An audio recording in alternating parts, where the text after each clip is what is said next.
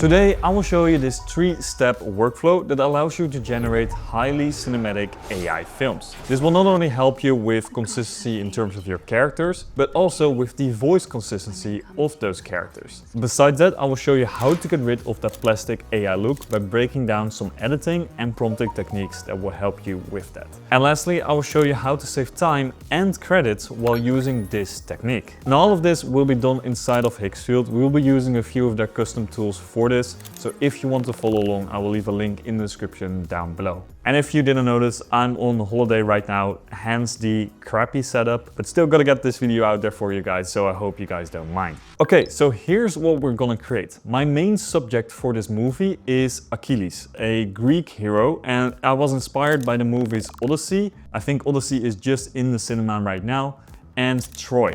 If you don't know these movies, they're both amazing movies. I would recommend checking it out. So let's have a look at the short sequence that I made for this movie. The gods have favored you, Achilles. Women come to you like offerings to a temple.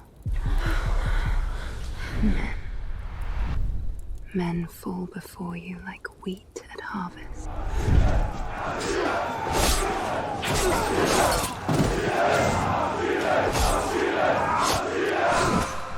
But such favor always comes with a price.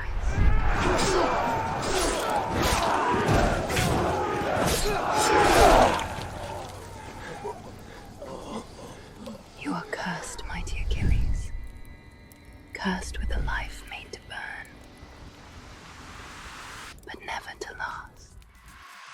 So that was the first sequence of the movie that I'm trying to create. I am on holiday, so I was a bit short on time, so hence it is a bit short this time, but I might make this longer. So this consists of 3 different stages. The first one might be the most important one and also the most overlooked one. It is the pre-production stage. And here I want to show you a few new things that I've learned along the ways of generating these AI videos. We're going to start by creating the brain of our project. For this, we're using an LLM. I would recommend using something like Claude, but you can also get away with using ChatGPT. To help the LLMs with this, I've created this film director brain that you can use for any type of movie that you're trying to create. This is an MD file, so you just gotta download it. And you can find this in my free school community underneath the YouTube resources. Then you wanna go over to your LLM, and here you can drop in the MD file. Now you can use Fable 5 for this or Claude Opus 4.8. You don't really need Fable 5 for this. But then what you wanna do is you wanna start prompting it with your idea. I'm also gonna drop in this image right here and also this image because I really like the look and the aesthetic of it in terms of the color grading. So I'm just gonna feed that into the LLM. If you have a movie you're inspired by,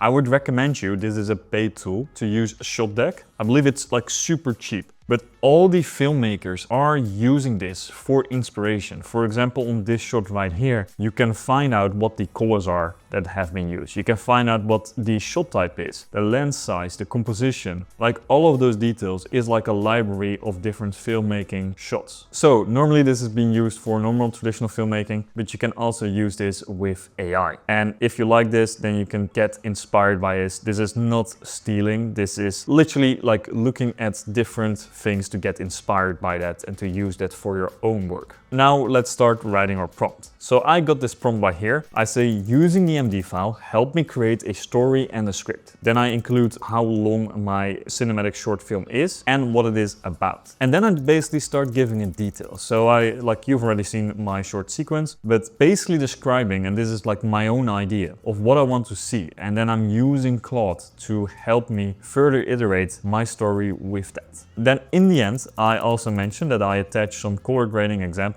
of how I want the film to look. And then once you're done, you're gonna hit send. And now you're gonna go back and forth with Claude to get the best version of your script. The MD file here will help you craft a story and will help you come up with all of the prompts. And we're gonna keep using this chat over and over and over again until we get the prompts and the shots and the scenes that we want. After going back and forth with Claude, I eventually ended up with a script like this. We have the characters that described, we have the seer, we have the women, then we have the locations, and then we also have each scene. So it describes what's happening in each shot, and it tells me what I need to look for and like what's happening on the screen during that moment. Now that we have the script ready, it is time to move over to the asset creation part. And this is just as important as the script, because here we're gonna create the characters, the objects, the locations, and all of the other assets that we're gonna need to start producing our movie. So let's start off with the character creation, and for this we're gonna use a character sheet. Now let me show you a new character sheet that I made for this. If you notice anything different right here, you're correct, because what I'm doing right here is I'm starting with a really big close-up of my character's face. Then I have the second image, which is just an image of the body of my character with his head or his face removed. And then lastly, I have a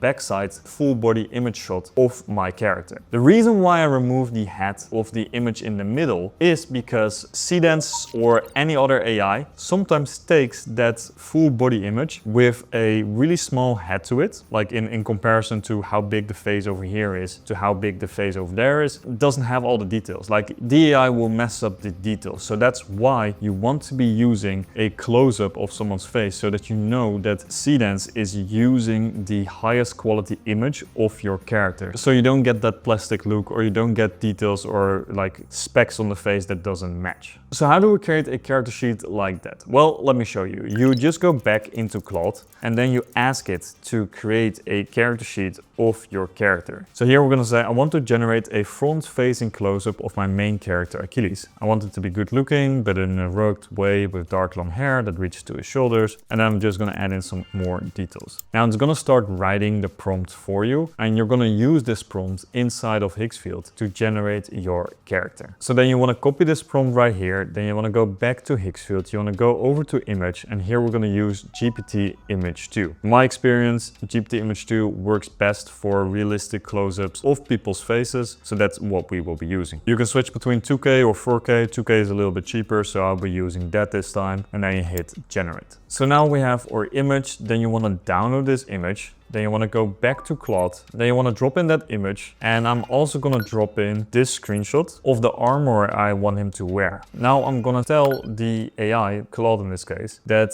I now want to generate a prompt for the character sheet. I want it to be wearing this stylistic bronze armor, and let's just hit send, and now it's going to write the prompt for us. Then you can copy this prompt, or in my case I'm going to use the same old prompt that I was using right here, which is left panel, right panel. This was a better prompt to me, so I'm just going to use that. Then as you can see, we have left panel image reference of the man, then we have like the image all attached, and then you can hit generate. Then it will create something like this. Now, as you can see, we have our character sheet. The only thing left to do is that we need to remove his head. And there are two ways to do this. The first method is using this as a reference and just going into ChatGPT again and asking ChatGPT to remove his head right here. You could do this, but I'm not a fan of this, because as soon as you edit your images in ChatGPT or in GPT Image 2, every time you edit it, the image becomes lower quality. So I try to stay away from that. The best way or the easiest way to do it is to just go over to Photoshop and to just like do this. Like I literally just dragged over a square over his head.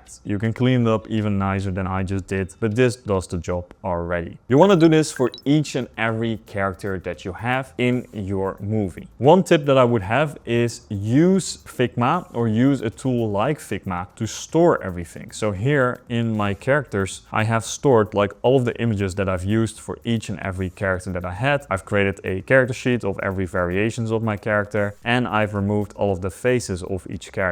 So this way I can start using this and I have everything organized, which makes everything go much faster once you start generating in the production stage. Then we need to start generating our location, and this is very important because this sets the tone and the style and the mood of where our film takes place. So you want to spend some time on this. In this short sequence that I did, because it's like only like 47 seconds long, we don't have many locations. There are like 2 locations that I use for this. But if you create a full movie, then you will have a ton of different locations, like every room, every place your character is walking to. You will need to generate assets for that. So I just have these two locations that we're going to be using for this. Okay, so the way I created these locations is as follows. It's actually super simple. So I just said that I want you to create a location prompt for the battlefield. I want it to be daytime and in an open field with some trees and grass, and in the background is a village. I've attached my color grading reference in the location. So here again, I'm using the same color grading reference that I used earlier. So I'm just going to drop it in there and then I'm just going to hit send. And now this will write the prompt for you using the MD file. Then you're going to go back to Hicksfield. Here you want to click on Cinema Studio, and here you want to switch over to image, and then we're going to choose cinematic locations. This is their own custom tool. I've tried like both ChatGPT, Nano Banana, Hicksfield Soul, but this by far got me the best location. So I'm just dropped in my prompt right there that I got from Claude. Then you can keep this at 2K or even go to 4K. I think 2K is fine in this case, and you can generate like however many you want. And as you can see, like this is insanely cheap, like literally for one generation 0.125 credits, which is crazy cheap. So we're just going to generate this and let's see what we get. So that gave me this location right here, and we can now start using this. Now for the other location, it wasn't perfect at first. Like this was my first generation that it gave me. I do very much like the style of this, the aesthetic of it, but I just don't feel like Achilles, the type of god or hero that he is, would sleep in a tent with two separate beds. Like he needed a big cozy bed of his own. So what you can do if you don't like this outcome, you can just go and reference this and go into GPT image 2, then just change this the way you want it to. And that's exactly what I did.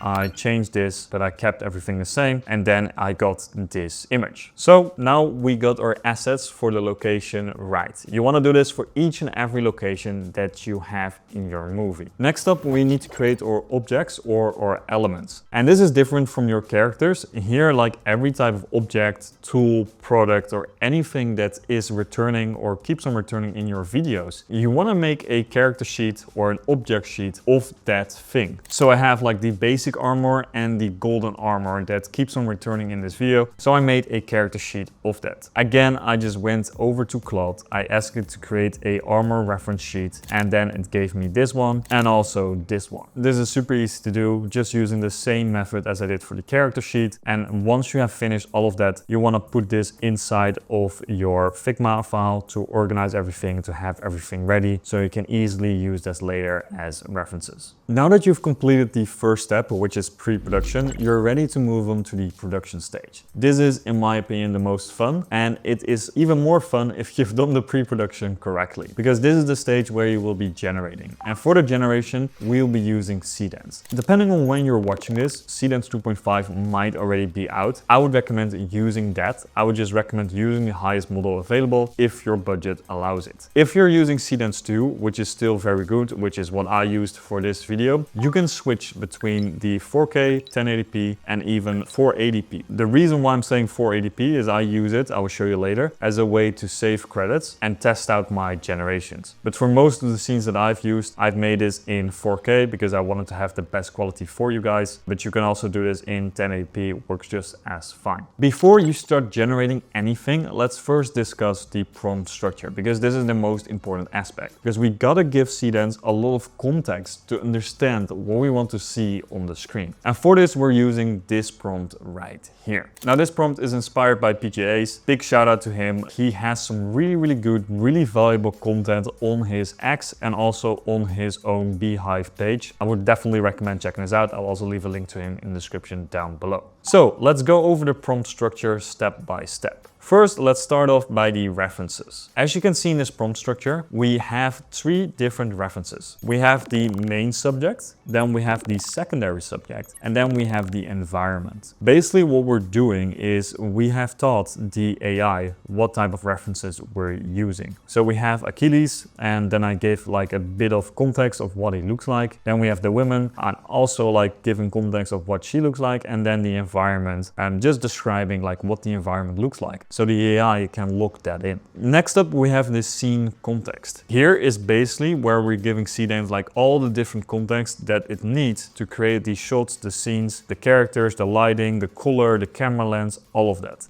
basically describing like what's going on and how it's gonna look. And then we're gonna end it off with the shot breakdown and the rules. So the shot breakdown is basically describing all the different shots that you have. In this case, I'm only using one shot, but here you can use shot 1, shot 2, shot 3, shot 4, however many shots you have. You can also include timestamps here. I didn't do it because I trust Seedance that it does a good job at figuring out how long a scene needs to be. Like from my experience, it worked pretty well, so I don't have any issue with just leaving it up to Seedance. So that is shot 1, just describing what's going on in that shot. And then for the rules, AI still messes up a bunch of different times. So to try and avoid that, or to try and influence that a little bit, we're gonna include some rules in there. So we're basically describing like what we do want to see and what we don't want to see in the rules. Now, you don't have to write all of this yourself. You can just go into the Claude chat that you have. You can describe the scene that you have in mind, describe the assets and all of that, and the AI, the LLM, will help you write your prompts. Okay, so let me now show you an example of how you can use this yourself and how you can save a lot of time while generating this. So this is the first scene that we're gonna make. The scene contains like 4 different shots and has 4 different generations, but they all show the same exact workflow. In this first shot, we're calling it beat 1. So here for the assets needed, I need the assets for beat 1. So this is Achilles, the women, and the tent. The first thing that you need to do when generating, and that is amazing about Higgsfield, is you can go over to Cinema Studio, then you click on video, and here you can click on the references. Then in references, you go over to the elements, and here you want to upload a new element and you want to upload the media. So for example, I will upload my media, which is the reference sheet of my main character, which is Achilles.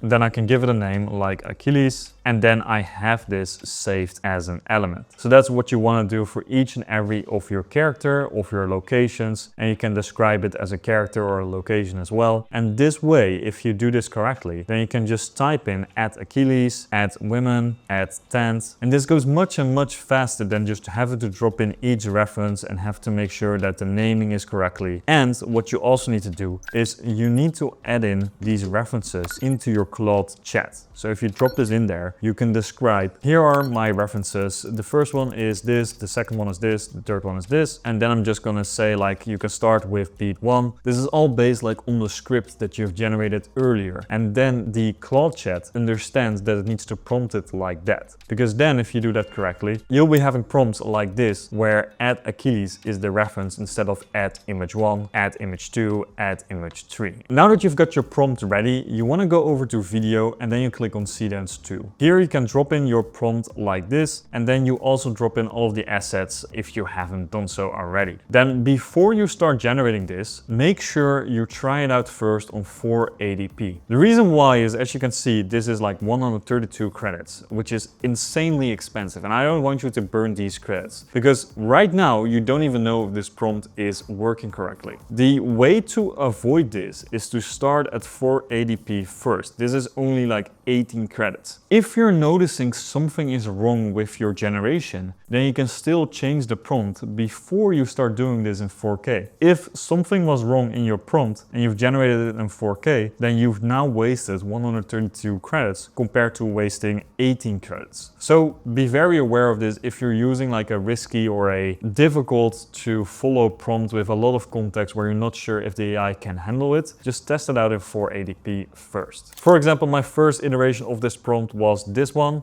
and I just didn't like this one, and I just wasted a lot of credits on this in the 4K setting because like he was supposed to be having a nightmare. So then I went back into my prompt and I changed up the prompt a little bit, and now I have a better variation, but again, I still wasted a lot of credits while generating that first one because I did it in 4K instead of 480p. Okay, now let's talk about voice consistency, and here are a few things that I learned about this. So I used Claude again to make me my prompt, but here I've added one thing in there. When I have this past lover, which is the silver-haired women, I am including this voice prompt. I'm saying the voice is strong yet seductive, deeply feminine, soft and dreamlike, low, unhurried, intimate, like a voice remembered from a dream. That is the type of prompt that I'm using each time when I have her say something. And this way we have Seedance understand what this voice is like. You want to make sure that it's detailed, because the more detailed, the better it is at understanding like what you exactly wanted to hear. The other thing that works well with this is you need to make sure that you have a reference of what your character looks like, because then it makes it match in Seedance when you generate that voice. Like Seedance is pretty good at understanding what your character will sound like, and in this case it did a good job. Now using this method, I've got this video right here. The gods have favored you, Achilles.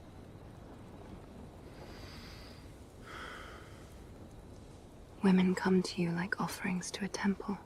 The voice here is good, but I don't like some of the parts of the video. But I still want to use that voice. So what I do now is I just download this, then I go over to Adobe Premiere or go over to CapCut, whatever you're using. Then I'm just dropping in my video right here. Then I'm trimming it a little bit to the part that I want. So for example, I want to have this part. Then I'm just gonna unlink this and I'm gonna remove the video. So now I only have the audio. Then you wanna render this out, and then you have a MP4 file that is a black screen with just audio. And now you can use this as a video reference. So let's go back to Higgsfield. So once you've saved this audio file in Premiere as a video, you upload it right here into Seedance. And now you can reference it. And what I'm doing right here is a trick that helps you keep the voice consistent. Basically what I'm saying is video 1 is a voice reference for the past lover. Match this voice exactly for her dialogue. Strong yet seductive, deeply feminine, soft and dreamlike, low unhurried voice only. So I'm still adding in more details, but we're just using this voice reference of a completely different audio that we have generated to have her say something new. So for example, right here, I'm having her say, "You are cursed, mighty Achilles, cursed with a life made to burn." And in the original file, if we listen to that, Women come to you like offerings to a temple. we had something completely different. But the way this works is it's inspired by this like short segment, and it's using that as a reference, and it works incredibly well. For example, this is the shot it made for me. You are cursed, mighty Achilles.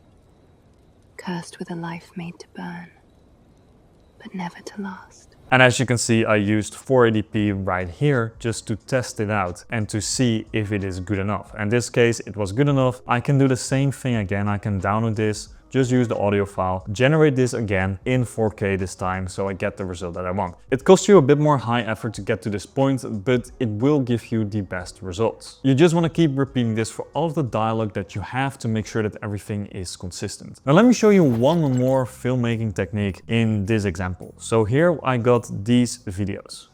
Now for these two scenes, I've used a completely different technique. I started using start frames for this, but I didn't use start frames to GPT Image 2 or Nano Banana. I've made them actually with Seedance. Now let me show you how I did that. Because if I were to do this with Nano Banana, then I'm getting like these bad, really plasticky results. Like I've tried it, look at these images, it's just not good enough. So instead, I've used this prompt right here to generate a video like this.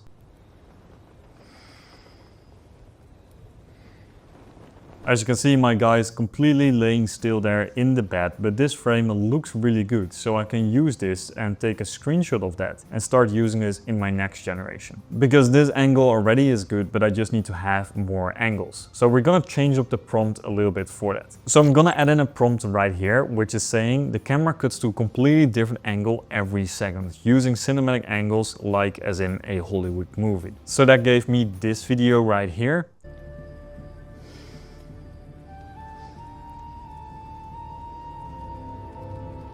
And as you can see, this is quite good. Like I'm not using every angle, but a lot of these angles are super useful. And I don't have to do like all of the different hard work of trying to prompt it, trying to switch around with all of the different references. Seedance just does it for me. Like you can use this for locations, you can use this for objects. This is one good way to get a ton of different angles of your location. I then took all of these angles into Figma. I changed up a few of them using a bit of ChatGPT, and now I got all of these to work with and to start producing my videos. If you want to have more of a montage, then you can also add in this sentence. A rapid montage of ... like include what you want to see there, like shown in a Hollywood movie. Like using those techniques will give you different angles, different shots, and use that at the start before you start generating, so you have all of the different shots, the different environments, all of that into your video. After you've finished generating everything, you're ready for the last part, which is the post-production. Post-production is basically where you start bringing everything together. For this, I'm using Premiere Pro. You can also use CapCut, DaVinci Resolve, whatever editor you prefer, you can just use that. First of all, you want to make sure you trim all of the clips, like that will do most of the heavy lifting. You want to make sure that it overlaps nicely, that you play around with the filmmaking techniques, and then you can add in a few different things that will make your video look better. So 80% of it is your generations. 20% is the polishing in the editing. But that 20% is needed to make your film look good. Now, how do you do that? There are a few different things that you can add in. So first of all, we have filters. Now, I've used filters in this scene where we're entering this dreamlike landscape. I used a bit of a white filter to make it appear like this character is in a dream. You can also use black filters. It just makes it look a little bit more different. You can see it while toggle it on or toggle it off. I've also added in a vignette. Now, typically you'll be using a black vignette, but in this case, because I'm in a dreamlike landscape, I am using a white vignette to further enhance the dreamlike landscape. But if you want to have it more cinematic, you might want to use the black vignette right there. Then I'm using a few blurs, like especially in some of the spicy scenes, I've used blurs, but also just in general around the corners. It helps it with making it look a bit more cinematic. Like cameras have blurs automatically through the lenses, but AI sometimes looks a bit too real and the blur will take away from that. Then we have the transitions. Now this speaks for itself. This is used to stitch together the scenes. You can use all kind of different transitions, whatever you like. I've used very simple ones. Then we have grain. Now this makes it look more cinematic. Like if you look at Christopher Nolan's movies, he has a lot of grain in his movies because he's shooting on film on an IMAX camera, and we're trying to mimic that by adding in some grain through this filter on Premiere Pro. Lastly, the things that you can do is you can play around with the color, you can tweak it here and there a little bit, and you can also add in some sound effects and music. Now, doing all of this and bringing it all together, that will make your film look a lot better than if you just straight up use the AI generations. Okay, so if you follow this 3-step workflow, then you can make your own AI film. If you have any questions, please leave them in the comments down below. You can find all of the assets in the free school community. And also, if you want to try out Hixfield, I will leave the link to that in the description down below. Make sure to click the video that's on the screen right now if you want to see more videos about AI filmmaking. I'll see you guys in the next one.